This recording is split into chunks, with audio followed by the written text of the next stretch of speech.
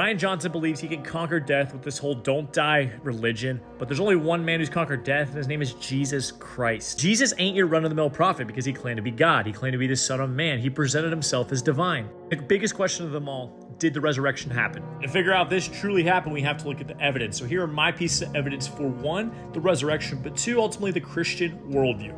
First, we have the reliability of the Gospels, Matthew, Mark, Luke, and John, which are historical narratives of Jesus' life. We know these are legit because they're compiled of over 2,000 manuscripts or pieces of manuscripts from eyewitness testimony with no major contradictions. Second, we had the identity claim of Jesus in that he claimed to be the Son of God, claimed to be the Messiah of the Old Testament. He showed his divine nature throughout the Gospels with different healings, signs, miracles. Not to mention he fulfilled over 300 prophecies written in the Old Testament, and they were written over the course of 1,100 years. Third, we have the crucifixion and its historical accuracy. In the Gospels, we have hour-by-hour narratives of his arrest, his trial, his crucifixion, his death, his burial. It's a central narrative in the New Testament of the letters that Paul wrote.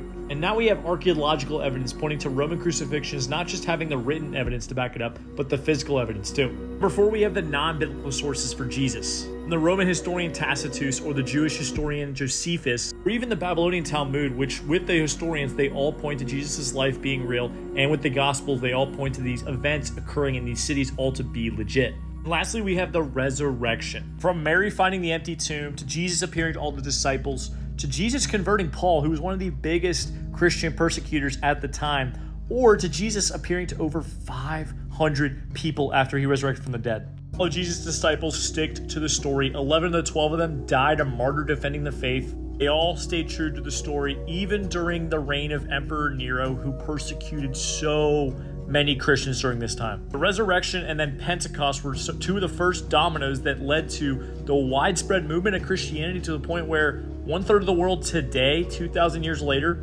are believers. If you want to find out for yourself, I highly encourage you to read The Case for Christ by Lee Strobel. He was an atheist, he's a journalist, he's an author, he talked to some of the biggest experts on these topics to figure out, did the resurrection happen?